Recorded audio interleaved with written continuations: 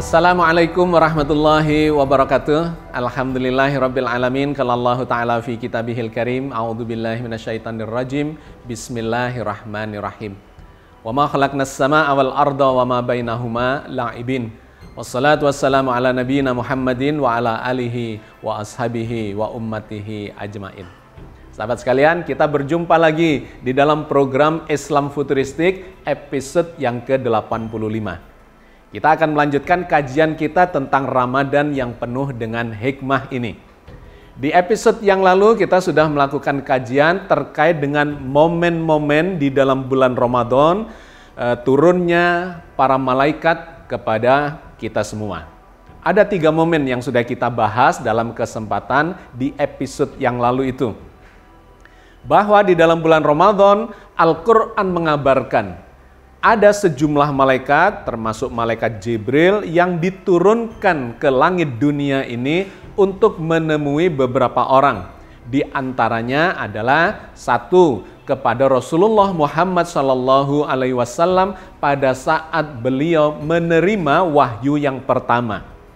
Itu terjadi di bulan Ramadan, meskipun waktu itu belum turun perintah untuk berpuasa Ramadan.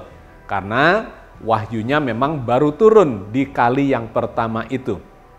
Tetapi dalam catatan sejarah itu disepakati bahwa turunnya wahyu pertama terjadi pada bulan Ramadan. Yang kedua adalah momen ketika umat Islam sedang berperang dalam perang Badar. Allah kembali menurunkan para malaikat, bahkan digambarkan ribuan pasukan malaikat yang membantu umat Islam untuk memenangkan perang melawan kaum kafir Quraisy pada waktu itu yang jumlahnya berlipat kali dibandingkan dengan pasukan Islam. Dan yang ketiga, digambarkan oleh Al-Quran, para malaikat mengiringi malaikat Jibril turun lagi di akhir-akhir Ramadan pada sebuah malam yang kita kenal sebagai Lailatul Qadar. Oke, yang ingin mengikuti ini secara detail silahkan menyimak di episode yang lalu. Hari ini saya ingin menjawab beberapa pertanyaan yang muncul di dalam episode itu, di dalam forum kita, karena ada sejumlah pertanyaan yang menarik yang perlu diklarifikasi. Dan kita akan memberikan jawabannya, kajiannya, pembahasannya secara ringkas pada episode kali ini. Ada 4 pertanyaan yang kita angkat di dalam episode kali ini. Yang pertama, ada yang mempertanyakan, apakah para malaikat itu hanya turun di bulan Ramadan saja? Kok judulnya menggunakan kalimat momen turunnya para malaikat di bulan Ramadan? Agaknya ada sedikit salah pemahaman terhadap judul itu. Judul itu bukan mengatakan bahwa para malaikat hanya turun di bulan Ramadan, melainkan momen-momen turunnya malaikat di bulan Ramadan. Ya, jadi sudah kita gambarkan ada 3 momen di mana para malaikat diturunkan oleh Allah atau turun dengan izin Allah di bulan yang penuh dengan kemuliaan itu. Ini yang pertama. Yang kedua, ada yang mempertanyakan, malaikat itu turun dari mana? Oke, nanti kita bahas ya. Kemudian yang ketiga, ada yang mempertanyakan apakah malaikat itu sosok seperti manusia, seperti jin, dan seperti makhluk hidup yang lainnya. Dan yang keempat, yang menarik yang kita jadikan judul pada kesempatan kali ini adalah ada yang bertanya, apakah Lailatul Qadar itu masih ada? Ataukah sudah tidak ada? Dikarenakan ada yang mengatakan bahwa Lailatul Qadar itu terjadi terkait dengan turunnya Al-Quran. Padahal Al-Qurannya sudah selesai diturunkan. Sehingga apakah Lailatul Qadarnya itu masih ada ataukah sudah tidak akan terjadi lagi? Oke sahabat sekalian, mari kita bahas satu persatu pertanyaan kawan-kawan kita di dalam forum kita. Yang pertama terkait dengan apakah malaikat itu hanya turun di bulan Ramadan? Tentu saja tidak. Al-Quran memberikan gambaran bahwa para malaikat itu selain di bulan Ramadan dalam 3 momen yang sudah kita bahas itu juga diturunkan dalam banyak peristiwa. Misalnya yang pertama, adalah ketika Rasulullah menerima wahyu-wahyu yang kedua, yang ketiga, dan seterusnya. Di wahyu pertama disepakati bahwa beliau menerimanya di bulan Ramadan. Tetapi wahyu-wahyu yang lain yang terjadi secara sporadis, berangsur-angsur, bertahap-tahap, ya, itu terjadi dalam 23 tahun. Banyak terjadi peristiwa turunnya wahyu-wahyu yang lain itu adalah pada bulan-bulan di luar bulan Ramadan. Misalnya Allah berfirman dalam ayat berikut ini. Surat Al-Baqarah ayat 97. Qul man kana aduwwan li Jibrila fa innahu nazzalahu ala qalbika biidznillah musaddiqan lima baina yadayhi wa hudaw wa busyra lil mu'minin. Katakanlah, barang siapa yang menjadi musuh Jibril, maka Jibril itu telah menurunkan Al-Quran ke dalam hatimu dengan seizin Allah, membenarkan kitab-kitab yang sebelumnya dan menjadi petunjuk serta berita gembira bagi orang-orang yang beriman. Ayat ini memberikan gambaran kepada kita bahwa malaikat Jibril berkali-kali diutus Allah untuk menurunkan wahyu kepada Rasulullah Muhammad SAW, yaitu wahyu Al-Quran yang membenarkan kitab-kitab yang terdahulu dan menjadi kabar gembira petunjuk buat umat manusia. Di kesempatan yang lain lagi, di dalam ayat yang berbeda, Allah juga berfirman tentang turunnya malaikat kepada Nabi Zakaria misalnya. Mengabarkan kepada Nabi Zakaria bahwa Nabi Zakaria yang sudah berumur lanjut itu akan memiliki putra namanya Yahya. Allah berfirman di dalam surat Ali Imran ayat 39. Fanadathul malaikatu wa huwa qa'imun yusalli fil mihrab. Anallaha yubashshiruka bi Yahya musaddiqan bi kalimatin minallahi wa sayyidaw wa hasyura wa nabiyyan minas solihin. Kemudian malaikat memanggil Zakaria sedang dia tengah berdiri melakukan salat di mihrab. Ia berkata, sesungguhnya Allah menggembirakan kamu dengan kelahiran putramu Yahya yang membenarkan kalimat dari Allah, menjadi ikutan, menahan diri dari hawa nafsu, dan seorang nabi termasuk keturunan orang-orang saleh. Allah menurunkan malaikat untuk menemui Nabi Zakaria yang waktu itu merasa galau karena sudah berusia lanjut tetapi belum juga memiliki putra. Nah, malaikat itu memanggil Nabi Zakaria menemui beliau di tempat ibadah ketika beliau sedang berdoa di mihrab. Kemudian dikabarkanlah oleh malaikat itu atas perintah Allah mengabarkan akan lahirnya putra Nabi Zakaria yaitu Nabi Yahya. Ayat ini menggambarkan bahwa malaikat turun ke dunia menemui Nabi Zakaria di luar bulan Ramadan. Sebagaimana juga digambarkan di ayat yang berbeda ketika malaikat diutus oleh Allah untuk menemui Siti Maryam misalnya. Di dalam surat yang sama, di dalam ayat 45, Allah menceritakan tentang malaikat yang menemui Siti Maryam mengabarkan akan lahirnya putra Maryam yaitu Isa ibnu Maryam. Idz qalatil malaikatu ya Maryamu innallaha yubashshiruki bi kalimatin min husmuhil masihu Isa ibnu Maryama wajihan fid dunya wal akhirati wa minal muqarrabin.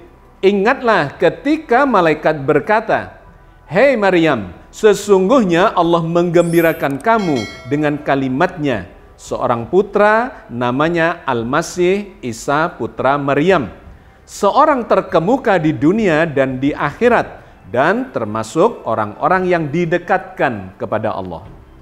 Selain itu di surat yang berbeda Allah menceritakan tentang turunnya malaikat yang diutus oleh Allah untuk menemui Nabi Ibrahim dan kemudian dilanjutkan menemui Nabi Lut. Ketika umatnya Nabi Lut melakukan kemaksiatan yang kita kenal sebagai peristiwa Sodom dan Gomora itu. menghancurkan, mengazab mereka dikarenakan kemaksiatan yang berlebih-lebihan yang mereka lakukan. Dan kemudian sudah tidak mempedulikan lagi nasihat-nasihat yang diberikan oleh Nabi Lut kepada umatnya. Nah, Allah menggambarkan itu di dalam surat Hud ayat 69 dan 70. Walaqad ja'at rusuluna Ibrahima bil busyra qalu salama. Dan sesungguhnya utusan-utusan kami, para malaikat, telah datang kepada Ibrahim dengan membawa kabar gembira. Mereka mengucapkan selamat. Qalu la takhaf inna ursilna ila qaumil Lut.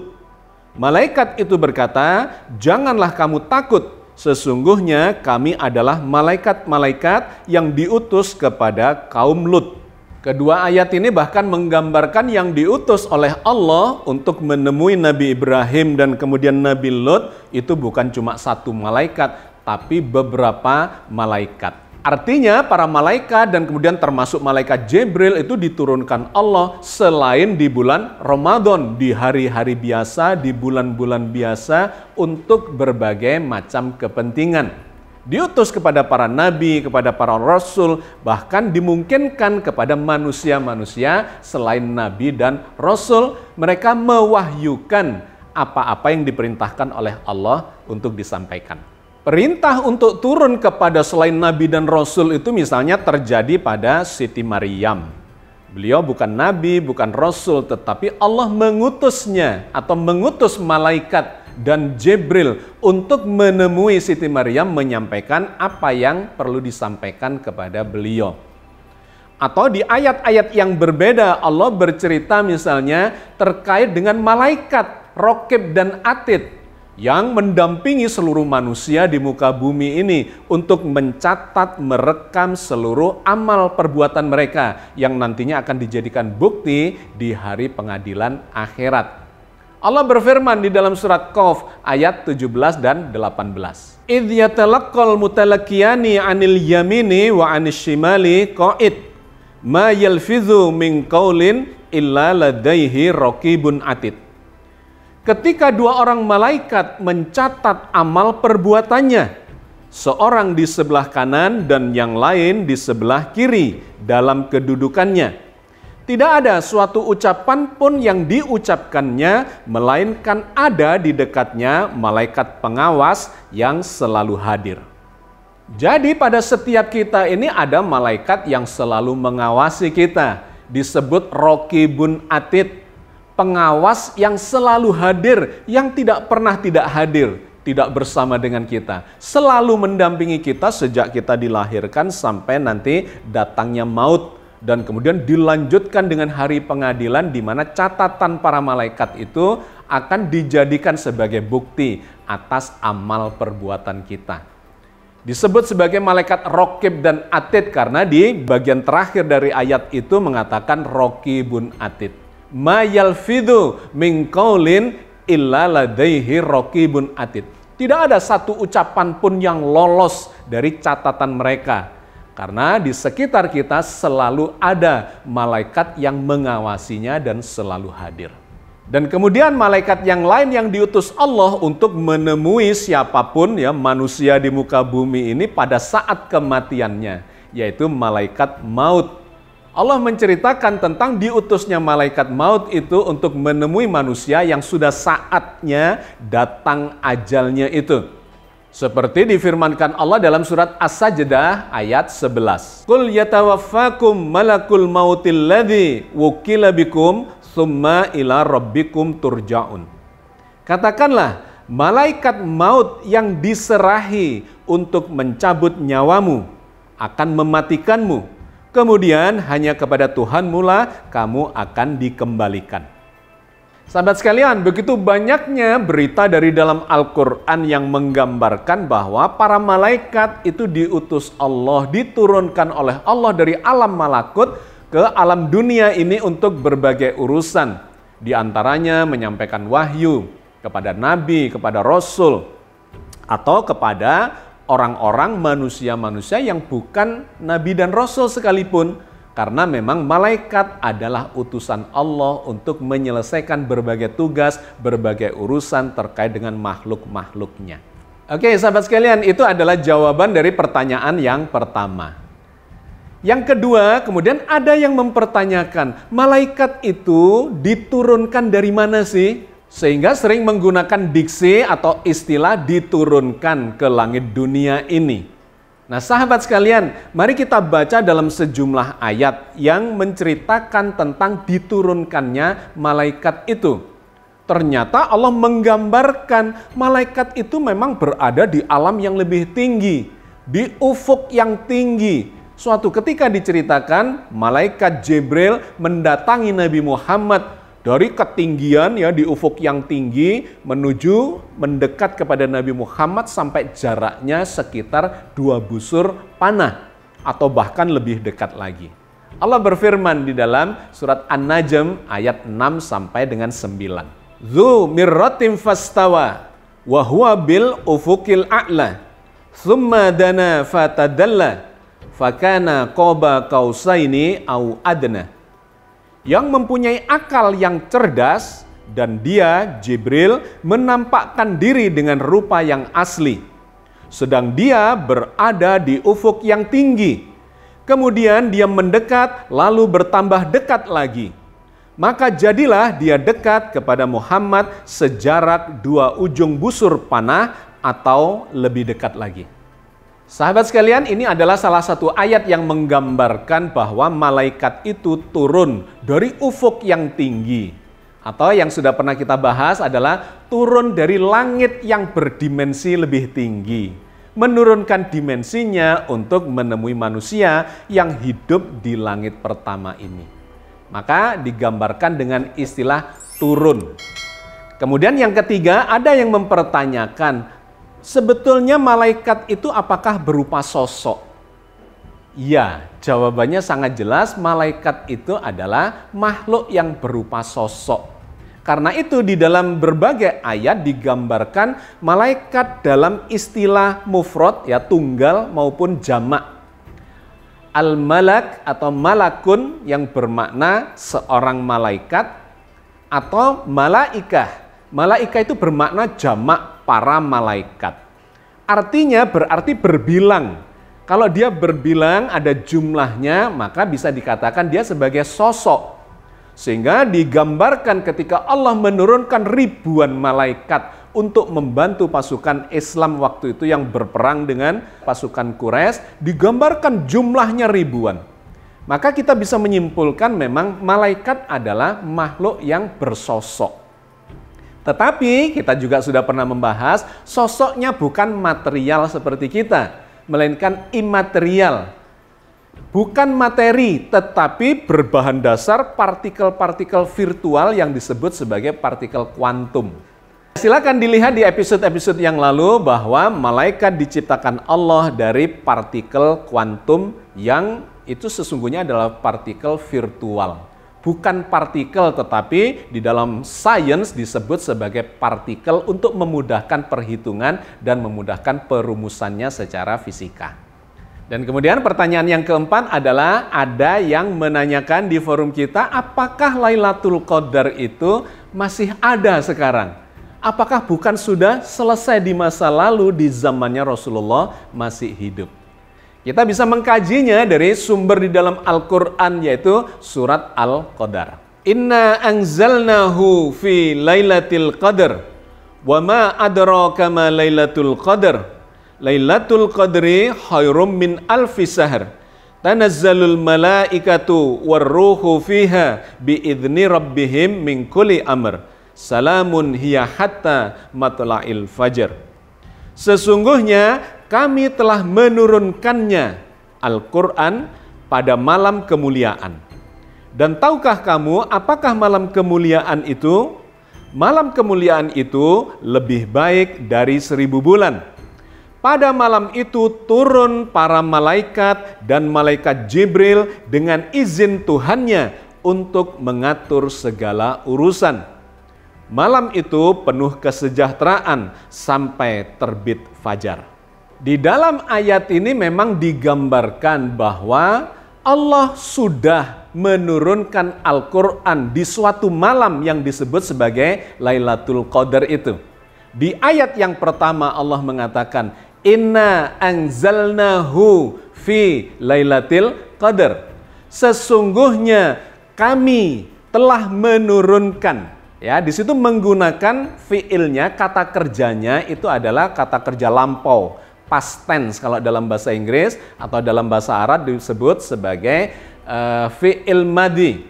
Fi'il madhi adalah peristiwa masa lalu. Inna anzalnahu, sesungguhnya anzalnahu kami, jadi dari kata anzala itu adalah bentuk past tense atau fi'il madhi.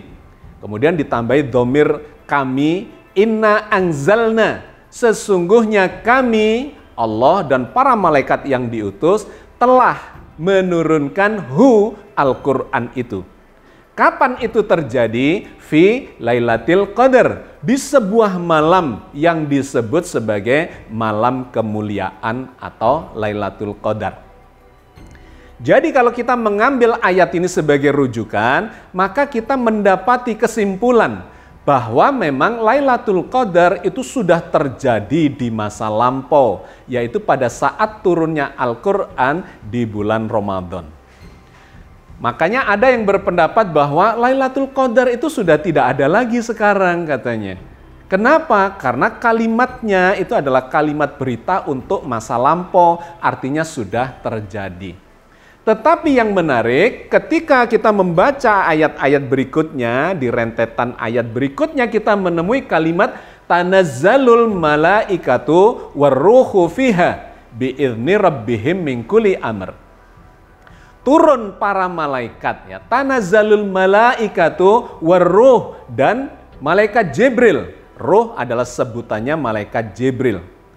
Turun para malaikat dan Jibril atas izin Tuhannya untuk mengatur segala urusan. Nah, menariknya kalimatnya ini menggunakan kata kerja, bukan kata kerja lampau, tetapi kata kerja yang disebut sebagai fi'il mudhari, yaitu peristiwa yang terjadi di masa lalu, masa sekarang, dan masa akan datang. Bukan sudah terjadi, melainkan sudah terjadi, sedang terjadi, dan akan terjadi. Kata kerja yang seperti ini di dalam bahasa Inggris disebut sebagai present perfect continuous tense. Ya, sebuah kata kerja yang waktunya itu dimulai dari masa lampau, sekarang, dan akan datang. Artinya apa? Meskipun Lailatul Qadar itu sudah terjadi di masa lampau, tetapi Allah kemudian menurunkan para malaikat di bulan Ramadan itu, di akhir-akhir Ramadan, yang kita kenal itu berimpit dengan peristiwa yang disebut Lailatul Qadar. Diturunkan para malaikat dan menggunakan fi'il mudhari, artinya para malaikat ini turun di waktu Nabi masih hidup, kemudian turun juga sekarang, dan akan tetap turun juga di masa akan datang. Selama ada Ramadan dan kemudian kita berpuasa di dalamnya, dan kemudian mengkaji makna isi kandungan dari Al-Quran itu, maka tanazzalul malaikatu warruhu fiha biizni rabbihim min kulli amr. Turun para malaikat kepada orang-orang yang membaca, memahami, bertadarus terhadap kandungan Al-Quran itu. Mereka menurunkan hikmah kepada orang-orang ini yang memang kualitasnya sudah diperbaiki, disempurnakan melalui seluruh amal ibadah yang dijalankan di bulan Ramadan. Jadi sahabat sekalian, kesimpulannya adalah terkait dengan Lailatul Qadar ini, bahwa Lailatul Qadar memang sudah terjadi di masa lampau, tetapi Allah senantiasa menurunkan para malaikatnya bersama malaikat Jibril menyampaikan hikmah-hikmah kepada umat Islam yang menyempurnakan puasanya. Dan kemudian akan mengatur berbagai urusan, memudahkan kehidupannya, selamat fid dunya wal akhirah. Oke sahabat sekalian, saya kira kita cukupkan sampai di sini. Mudah-mudahan mendapatkan hikmah-hikmah terkait dengan kajian yang kita bahas kali ini, mengangkat tema dari pertanyaan-pertanyaan para sahabat di dalam forum kita. Billahi taufiq wal hidayah. Assalamualaikum warahmatullahi wabarakatuh.